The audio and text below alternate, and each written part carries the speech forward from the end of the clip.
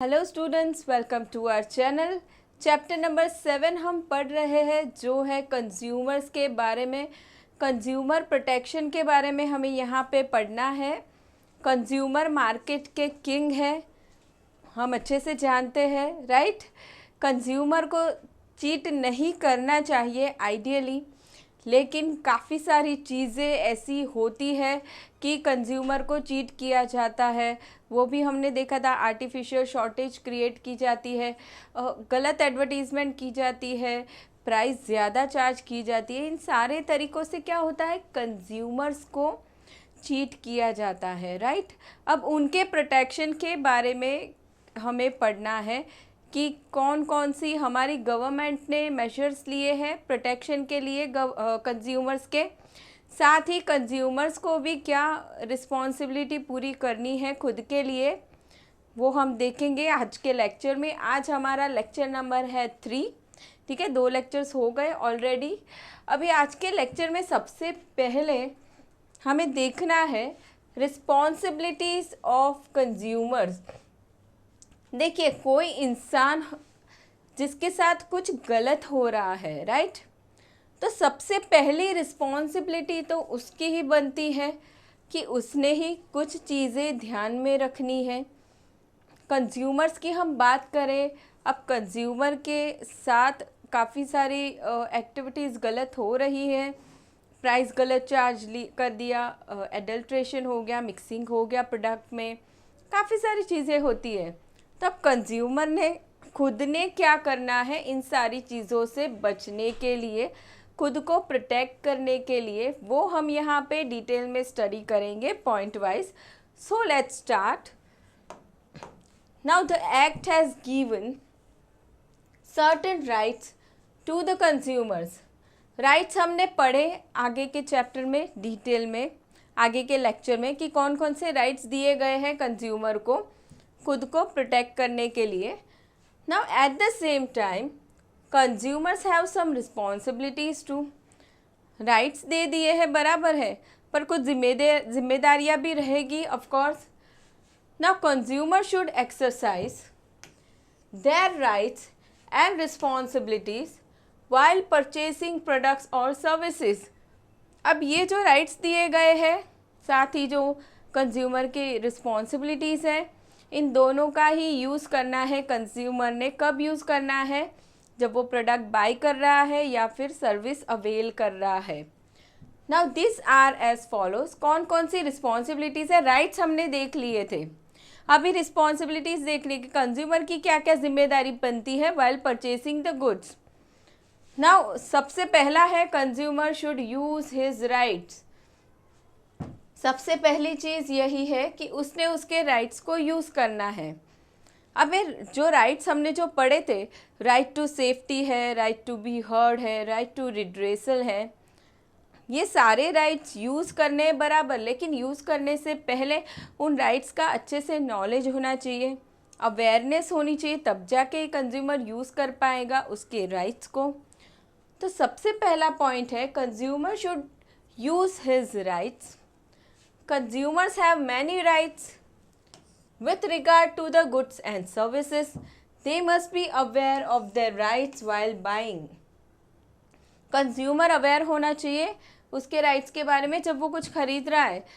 Let's say medicines खरीद रहा है, तो राइट टू सेफ्टी है, उसने देखना है मेडिसिन की एक्सपायरी डेट वगैरह चेक कर लेना है, कुछ इन्फॉर्मेशन रिक्वायर्ड है तो इन्फॉर्मेशन ले लेनी है उसने, ठीक है। या फिर कोई और प्रोडक्ट खरीद रहा है, बेबी प्रोडक्ट है, ब्यूटी प्रोडक्ट है, एनीथिंग, फूड प्रोडक्ट है, तो उसने ध्यान रखना है कि उसकी सेफ्टी बराबर से मेंटेन रहे। राइट टू सेफ्टी वो यूज़ कर सकता है, ठीक है। कोई प्रॉब्लम हो गई तो कंप्लेन करेगा, right to be heard.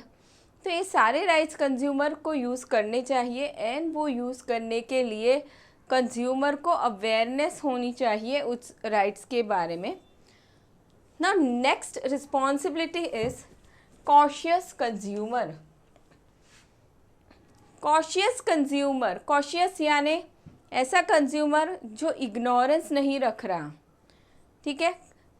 Ignorance नहीं रख रहा यानी कंज्यूमर कुछ खरीदने जाता है तो बराबर से ध्यान देगा कि मैंने जो क्वांटिटी कही है वो मुझे बराबर मिली या नहीं, जिस टाइप का गुड्स मुझे लेना है वही मिला है या नहीं, क्वालिटी जैसी डिमांड की थी वैसी है या नहीं, प्राइस बराबर है या नहीं।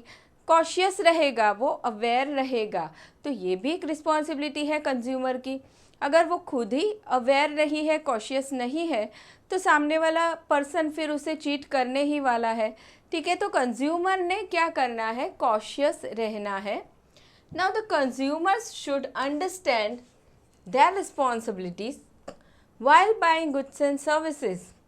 While buying, the consumer should inquire about the quality, quantity, price, utility of goods and services, etc. ये सारी चीज़ों के बारे में कंज्यूमर ने क्या करना है, इंक्वायर कर लेना है, पूछ लेना है सेलर को अच्छे तरीके से। ठीक है, क्वालिटी क्या क्या मिल रही है, क्वांटिटी क्या है, प्राइस क्या है, यूटिलिटी ऑफ गुड्स, गुड्स किस तरीके से यूज़ करना है वगैरह सारी चीज़ें वो जान सकता है। मार्केट में क्या क्या ऑप्शंस अवेलेबल है सिमिलर प्रोडक्ट्स के, ये भी इंफॉर्मेशन वो ले सकता है। कंज्यूमर ने कॉशियस रहना है। Second point. Third is filing of complain. Complaint file करना ये भी एक रिस्पॉन्सिबिलिटी होगी कंज्यूमर की, लेकिन कंप्लेंट कब फाइल की जाएगी, जब कोई प्रॉब्लम हुई है तब। ठीक है, ख़राब क्वालिटी का गुड्स आ गया, गलत प्राइस चार्ज कर दी, प्रोडक्ट में मिक्सिंग हुआ, एनीथिंग, कुछ प्रॉब्लम हुई, तो कंज्यूमर ने एक ये रिस्पॉन्सिबिलिटी पूरी करनी है कि उसने कंप्लेन करनी है उस प्रॉब्लम के बारे में। अगर वो कंप्लेन नहीं करेगा, वो चुप बैठेगा, तो क्या होगा, सामने फिर सेलर उसी एक्टिविटी को कंटिन्यू करता रहेगा और दूसरे कस्टमर्स के साथ भी फिर वही होगा। Now it is the responsibility of a consumer to approach the officer concern if consumer have some complaint about the goods and services. Now a delay in complaint may result in expiry of guarantee or warranty. ये भी हो सकता है, guarantee warranty का जो time था, time limit थी, उसके अंदर कंप्लेंट नहीं की, उसके बाद कंप्लेंट करने गए, तो फिर ये गलती कंज्यूमर की है। ये टाइम एक्सपायर होने के पहले कंप्लेंट करनी है, गारंटी या वारंटी के पहले। ठीक है, गारंटी का मतलब क्या होगा कि मोस्टली प्रोडक्ट में अगर कुछ प्रॉब्लम हो जाती है तो प्रोडक्ट रिप्लेस करके मिल जाता है, एंड वारंटी में क्या हो जाता है कि प्रोडक्ट को रिपेयर किया जाता है, उसके कुछ पार्ट को रिपेयर करके दिया जाता है, तो इसका कुछ पीरियड रहता है। तो अगर कुछ प्रॉब्लम हुई है, वो प्रॉब्लम सॉल्व नहीं हो रही है फ्रॉम सेलर, तो वो जो पीरियड बताया गया है गारंटी या वारंटी, उतने पीरियड के अंदर ही कंप्लेंट कर देनी है कंज्यूमर ने। Now sometimes consumers ignore the dishonest act of businessman which encourages unethical business practices. Consumer अगर इग्नोरेंस रखेगा तो सेलर को बढ़ावा मिलता है, एनकरेजमेंट मिलती है कि चलो हम जो एक्टिविटी कर रहे हैं भले गलत है, हम करते ही जाएंगे। ठीक है, तो ये थर्ड रिस्पॉन्सिबिलिटी हो गई कंज्यूमर्स की, filing of complain. Now next one is quality consciousness. Quality consciousness, consumer कैसा होना चाहिए, क्वालिटी के बारे में कॉन्शियस। ऊपर हमने देखा था कॉन्शियस कस्टमर, वहाँ पे क्या था, कस्टमर ने, कंज्यूमर ने सारी चीज़ों के बारे में अवेयर रहना है। अब यहाँ पे खास करके क्वालिटी की बात की है। क्वालिटी, इंफीरियर क्वालिटी का गुड्स, ख़राब क्वालिटी का गुड्स कंज्यूमर ने एक्सेप्ट करना ही नहीं चाहिए। उससे क्या होगा, अगर कंज्यूमर एक्सेप्ट कर रहे हैं ख़राब सब स्टैंडर्ड क्वालिटी का गुड्स, तो फिर सामने सेलर या मैन्युफैक्चरर ट्राई करेंगे ही वैसा गुड्स बना के सेल करने की। तो अब ऐसा होगा तो हमारी सोसाइटी में स्टैंडर्ड ऑफ लिविंग इंक्रीज़ कैसे होगा फिर।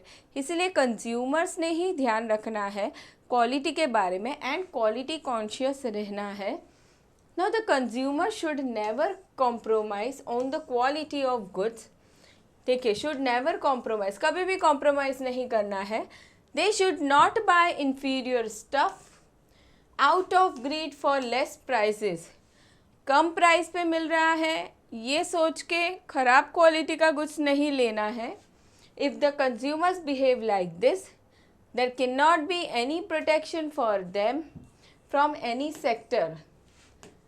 Now it is also the responsibility of the consumers to buy quality goods. Now the symbols such as ISI, egg mark, hallmark, FPO, FASSAI, etc. are indicative of good quality of goods. देखिए इनके through जो certification रहता है product पे, उसके through हम जान सकते हैं कि प्रोडक्ट सही क्वालिटी का है या नहीं. ठीक है, जैसे कि हम कहें ISI,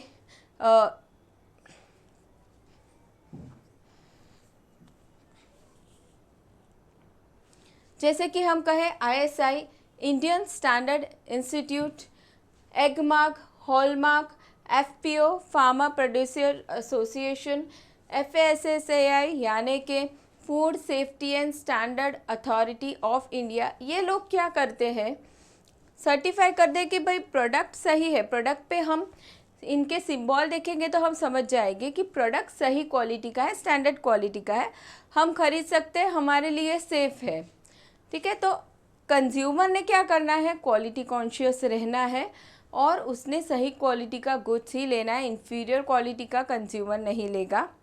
now beware from exaggerate advertisement.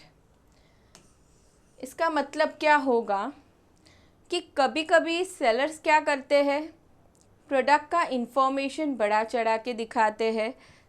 Advertisement में ऑफ़र्स अच्छे तरीके से दिखाते हैं, जो ऑफ़र्स दिखाते हैं वो एक्चुअल में देते नहीं हैं. डिस्काउंट बताते हैं वो नहीं देते हैं. ठीक है, ऑफ़र दे दिया है कि चलो आपको इस प्रोडक्ट पे दूसरा प्रोडक्ट फ्री दिया जाएगा वगैरह वगैरह. काफ़ी सारे FMCG प्रोडक्ट में मोस्टली ये ऑफ़र्स रहते हैं. तो कभी कभी ऐसे भी हो सकता है ना कि जो ऑफ़र बताया है वो एक्चुअल में नहीं मिल रहा है. ठीक है, एक्सेजरेट एडवर्टीज़मेंट किया जाता है या फिर प्रोडक्ट के बारे में जो इन्फॉर्मेशन दिखाई जाती है एडवर्टीज़मेंट में वो गलत हो सकती है. जैसे कि लेट्स से फॉर एग्जांपल ऐसा दिखाया गया है कि कोई क्रीम है जो बहुत इफ़ेक्टिव है, ब्यूटी क्रीम है, वो नहीं होती इतनी. हेयर्स के लिए कोई हेयर ऑयल है या शैम्पू है, जिस तरीके से दिखाया जाएगा कि बेनिफिशियल है हेयर्स के लिए उतना नहीं होगा. तो ये जो एक्सेजरेट एडवर्टीज़मेंट वगैरह होता है कभी कभार जो सेलर करते हैं, तो उनसे बच के रहना है कंज्यूमर्स ने. Beware from exaggerate advertisement. The seller informs the consumer about their goods and services through advertisement. Advertisement ही एक सबसे बड़ा सोर्स है जिसके ज़रिए कंज्यूमर को पता चलता है प्रोडक्ट या सर्विस के बारे में. Now usually the seller exaggerate the quality of their goods in advertisement. Mostly ऐसे होता है कि सेलर्स क्या करते हैं, उनके प्रोडक्ट को बढ़ा चढ़ा के ही दिखाते हैं. Now therefore it is the responsibility of the consumers to identify the truth of advertisement. Consumer ने क्या करना है, बिफोर बाइंग आइडेंटिफाई कर लेना है प्रोडक्ट कैसा है, असली में रियल में कैसा है. ठीक है, चलिए नाउ नेक्स्ट रिस्पॉन्सिबिलिटी हम देखेंगे, demand of invoice and guarantee warranty card. अभी ये बात आएगी जब प्रोडक्ट ख़रीदा जा रहा है. ठीक है, जब भी रियल में बाइंग हो रहा है एक्चुअल में, उस समय कंज्यूमर ने क्या ध्यान रखना है, डिमांड ऑफ इनवॉइस. इनवॉइस याद से ले लेना है फ्रॉम सेलर, क्योंकि अगर हम इनवॉइस ही नहीं लेंगे और फिर प्रोडक्ट में कुछ प्रॉब्लम हो गई, ठीक है, ख़राब क्वालिटी का है या कुछ भी एनीथिंग प्रॉब्लम हो गई, तो फिर हम कंप्लेन किस बेसिस पे करेंगे, क्योंकि हमारे पास तो इनवॉइस ही नहीं है.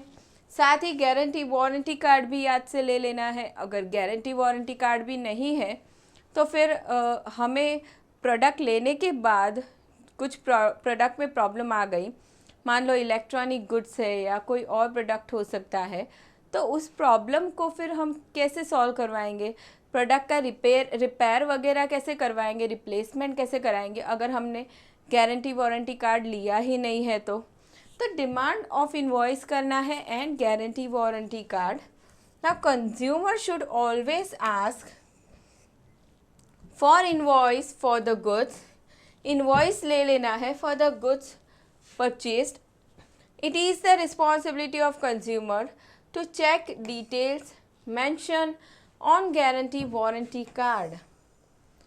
देखिए इनवॉइस ले लेना है, इनवॉइस की भी डिटेल चेक कर लेनी है, साथ ही गारंटी वारंटी कार्ड अगर मिला है तो वो भी बराबर से चेक कर लेना है। If the goods purchase are of inferior quality, these documents are useful to settle all kinds of disputes with the seller।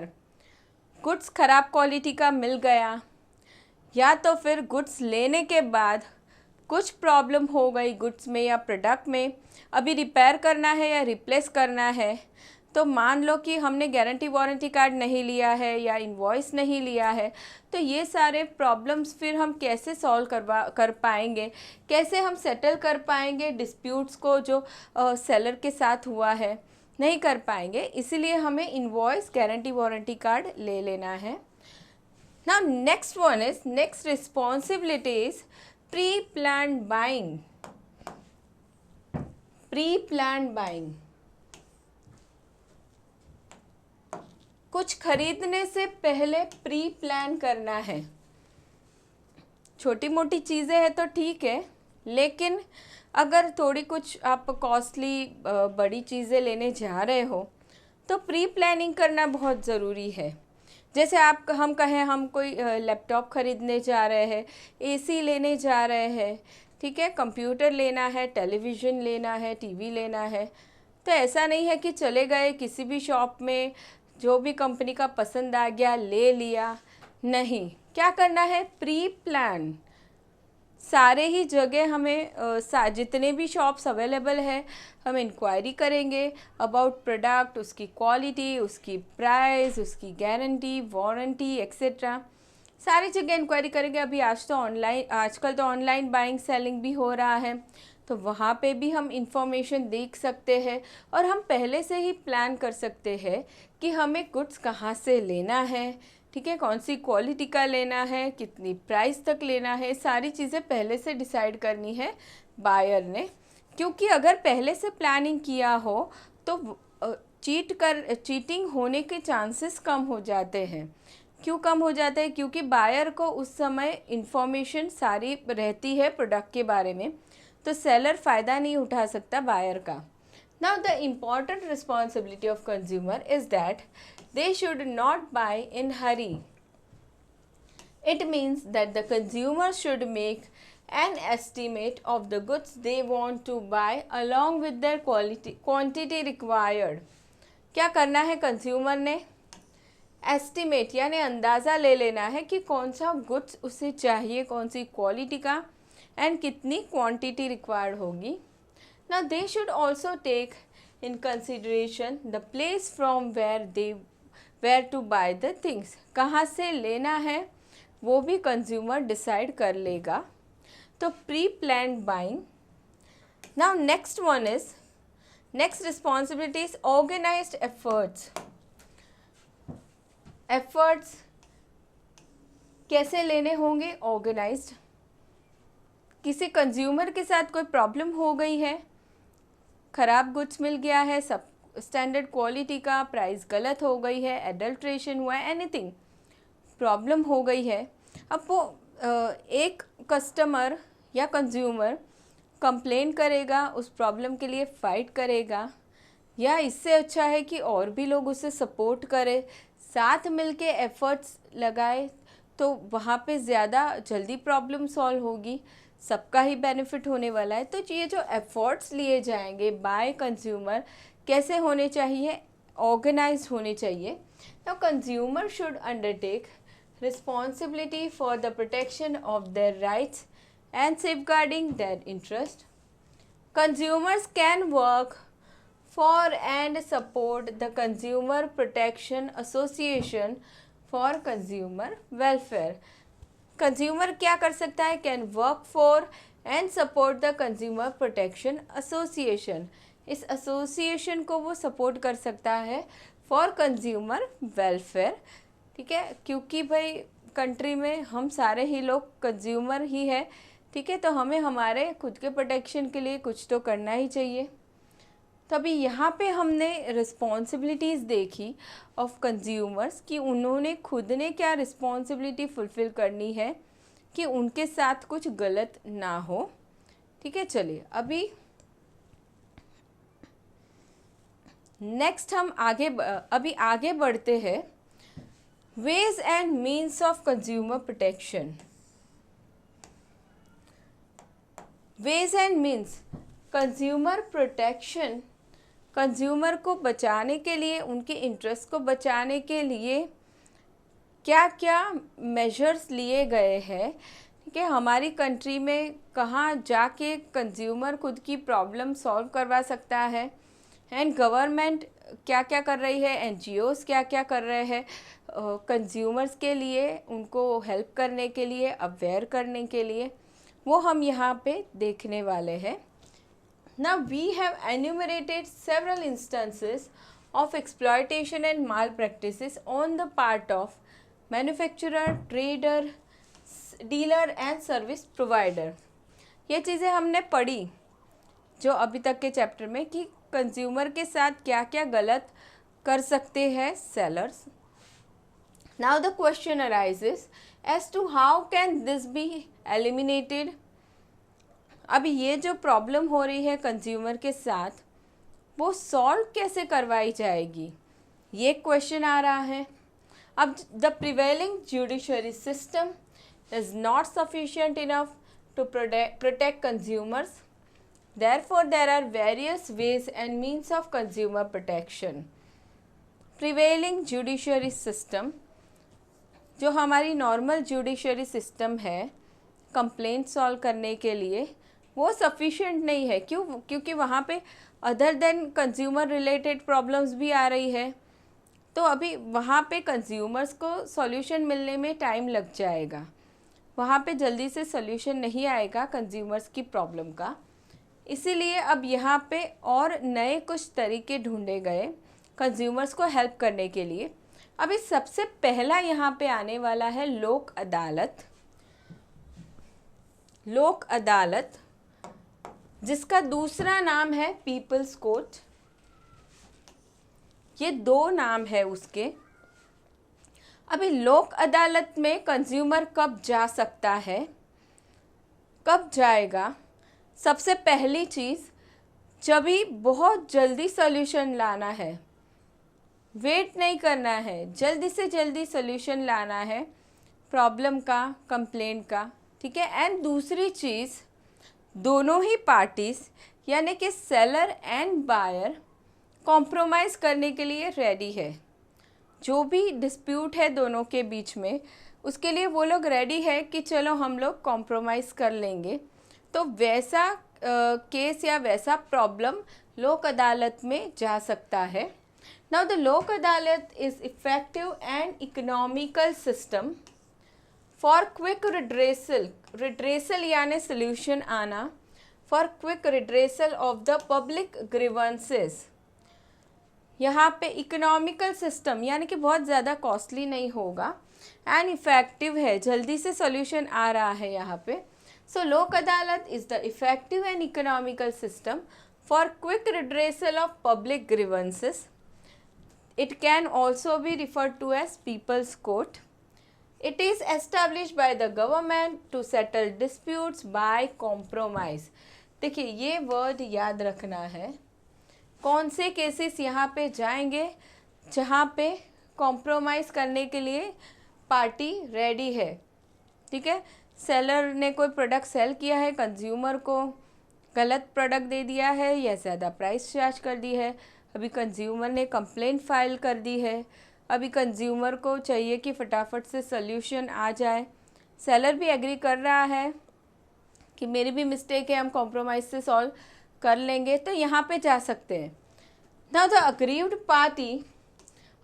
Party यानी कि जिसके साथ प्रॉब्लम हुई है, consumer can directly approach the अदालत विथ ग्रीवेंस, या कोई कोई केसेस में अग्रीव्ड पार्टी यानी तो सेलर भी कभी कभी हो सकता है अग्रीव्ड पार्टी जिसके साथ प्रॉब्लम हुई है, can directly approach adalat with grievance यानी कि complaint and issues are discussed on the spot. तुरंत ही इश्यू को डिस्कस किया जाएगा and decisions are taken immediately, तुरंत ही फैसला हो जाएगा, डिसीजंस लिए जाएंगे। Now resolution of disputes by Lok Adalat यानी कि रेजोल्यूशन यानी कि डिस्प्यूट को जो सॉल्व किया गया उसका जो सल्यूशन आया, ठीक है, जो चीज़ें डिसाइड हुई उस टाइम उसे हम रेजोल्यूशन कहेंगे। तो resolution of disputes by Lok Adalat gets statutory recognition, उसे लीगल रिकग्निशन मिलेगा। Example MSEDCL, MSRTC, railway authority, insurance companies, banks etcetera organise regular Lok Adalat. ये सारे जो इंस्टीट्यूट्स है या अथॉरिटीज़ है हम कहेंगे वो लोग ऑर्गेनाइज करते हैं लोक अदालत को रेगुलरली, जहाँ पे क्विक रिड्रेसल होता है प्रॉब्लम का एंड जहाँ पे पार्टीज रेडी है कॉम्प्रोमाइज़ करने के लिए, तो वैसे कंप्लेंट्स यहाँ पे जा सकते हैं लोक अदालत में। ठीक है, चलिए ये बात हो गई सबसे पहला लोक अदालत की। दूसरा आता है पब्लिक इंटरेस्ट लिटिगेशन, जिसे हम जनहित याचिका भी कह सकते हैं। Public interest litigation,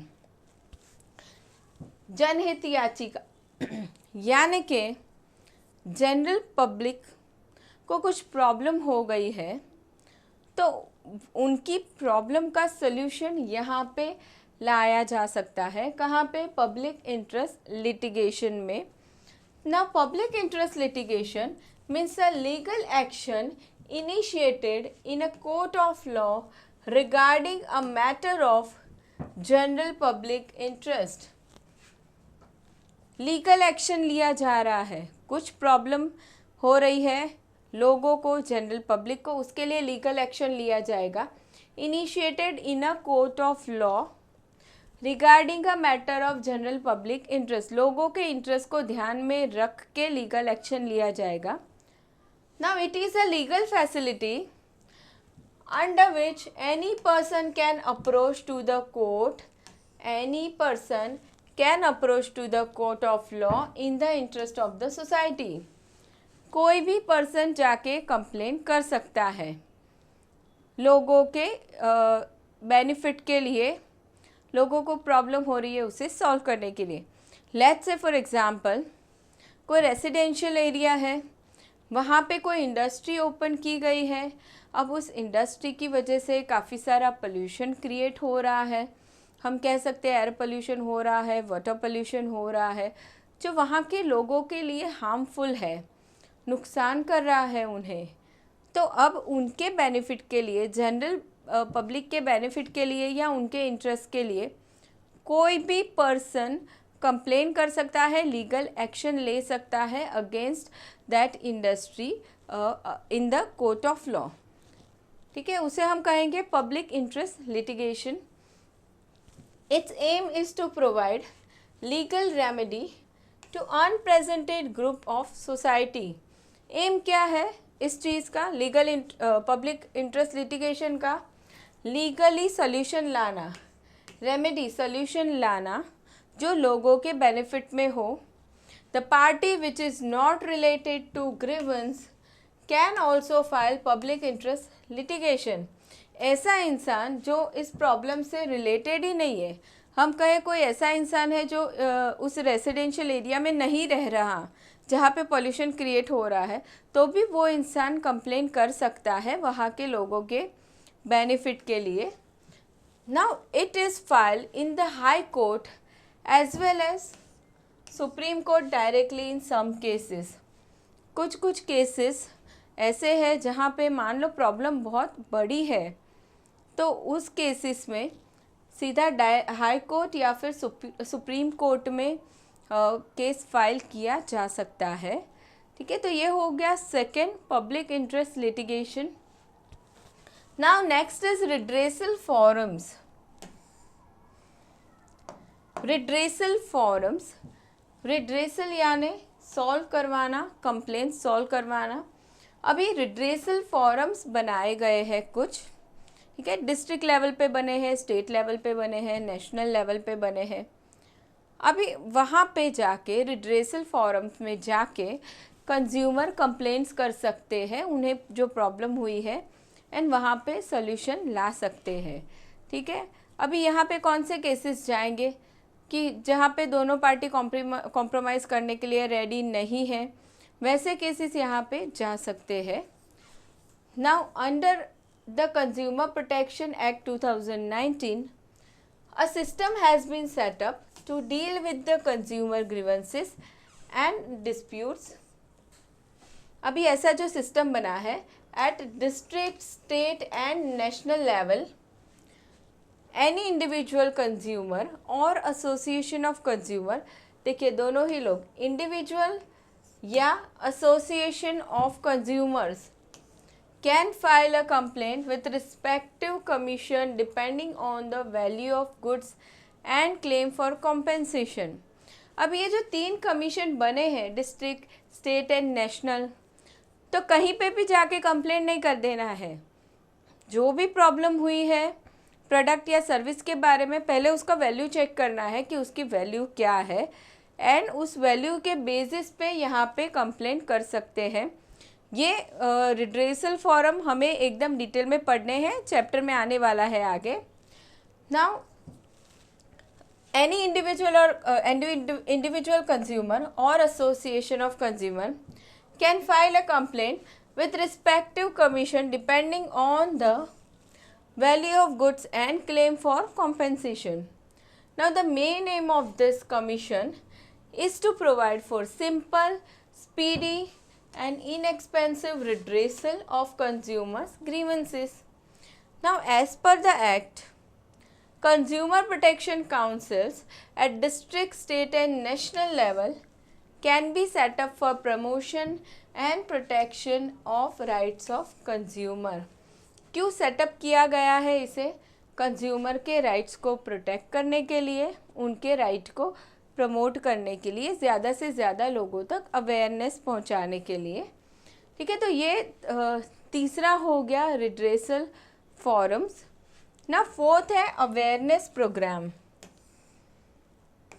awareness programme, awareness फैलानी है कंज्यूमर्स में, उनके राइट्स के बारे में, ठीक है, उनकी रिस्पॉन्सिबिलिटीज़ के बारे में।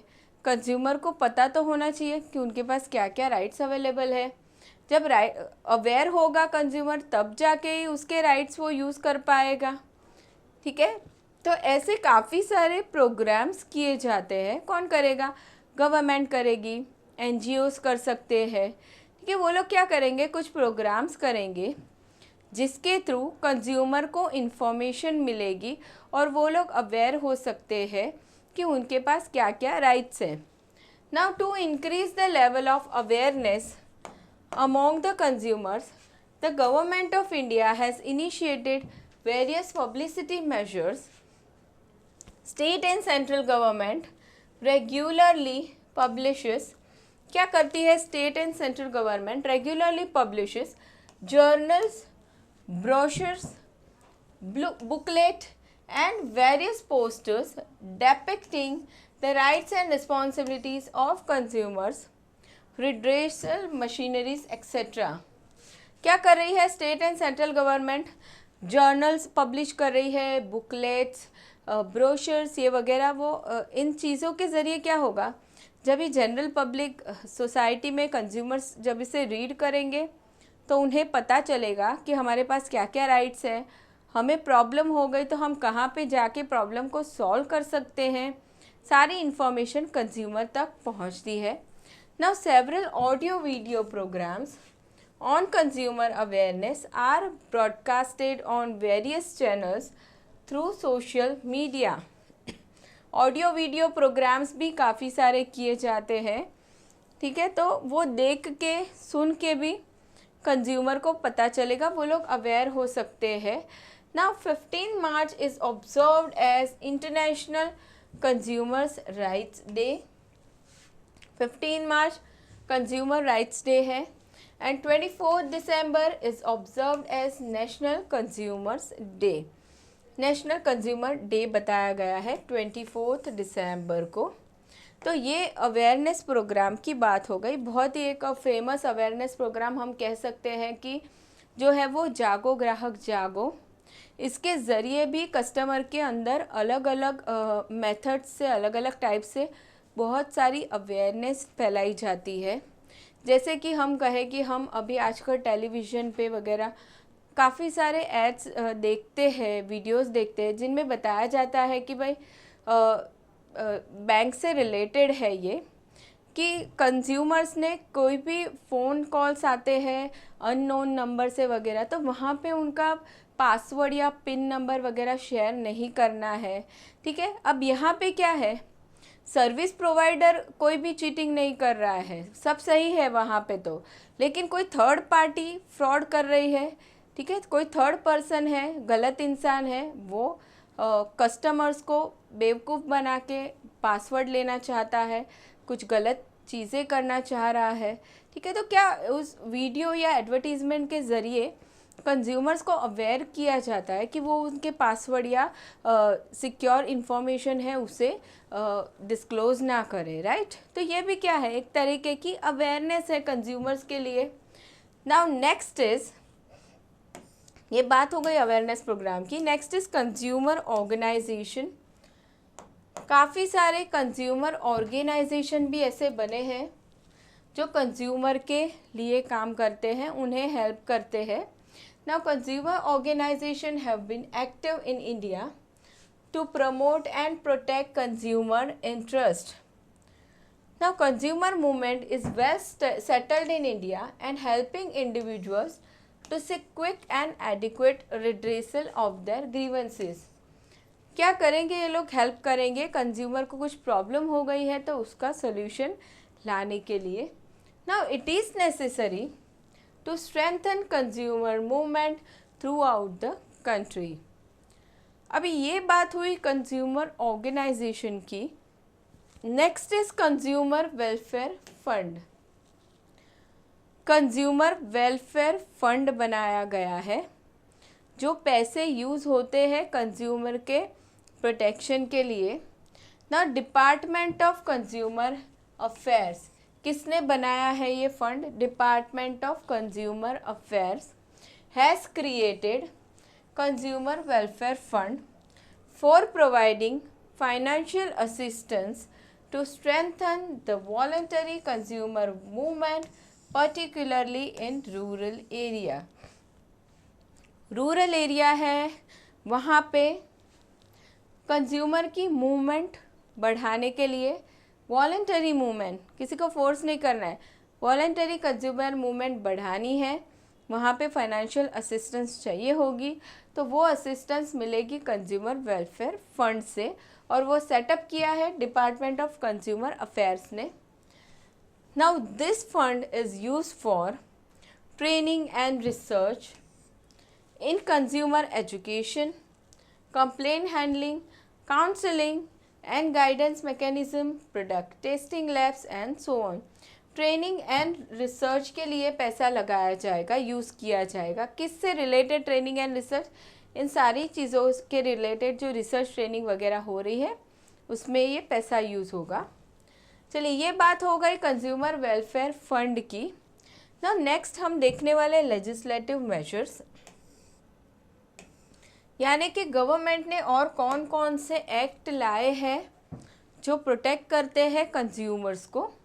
Now, a number of laws have been enacted in India to safeguard the interest of consumers and protect them from unethical practices of businessmen.